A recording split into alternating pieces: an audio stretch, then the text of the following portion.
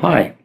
Along the lines of negotiating with CRA, but really saying what's involved with having a payment plan. It used to be in the good old days that CRA would be pretty reasonable and you'd get a couple of years out of them to pay your tax arrears so long as you stayed current. And now it's not that easy. However, their training manuals do state that any reasonable business plan should be accepted. So we're going to talk about reasonable business, not business plan, financial plan, payment plan. What does that look like? Well, I can tell you that if you go down 3 months bank statements, which is what we do when we're going to do a payment proposal, and we look at discretionary versus non-discretionary expenses, and we look at it and say credit card payments, the principal payment is non-discretionary. You have to pay that. The interest is discretionary. CRA doesn't want you to pay the interest. They'd rather you pay the 30% on the credit card and pay them. They don't really look at the net effect of that. And an interesting thing when you're looking at net effects, CRA can quite often get offended when you pay certain things. Like let's assume you put a $10,000 payment to your RRSP instead of paying them $10,000. You say to yourself, well, if I put $10,000 into my RRSP, I'm going to reduce my tax debt by $5,000. It's going to make it easier for me to pay off my taxes if my debt is reduced by $5,000. CRA doesn't like that, but I've seen that go through because you simply explain the person is trying to make the plan work financially because they have to pay it off.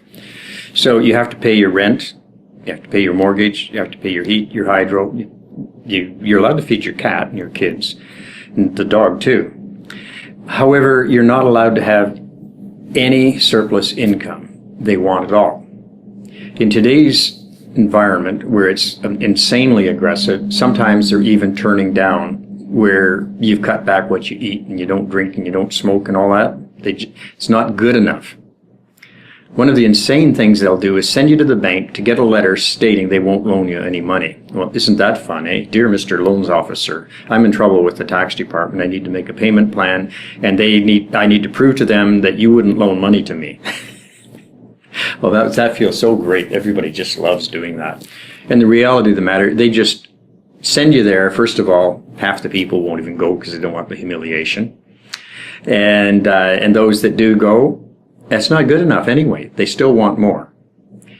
However, what we find is that if you want a payment plan accepted, you've got to have the 3 months past expenses, your forecast for the next 3 months, 6 months, and a year, and put that all into writing. So depending on who you're talking to, you may get it through.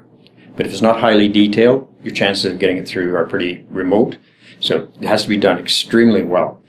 And a decent CRA staff will accept that payment plan. And you just know that do it right the first time, because every time you get a no, it gets harder to get a yes.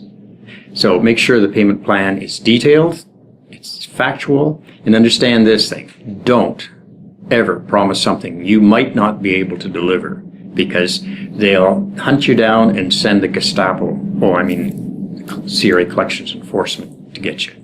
So be careful.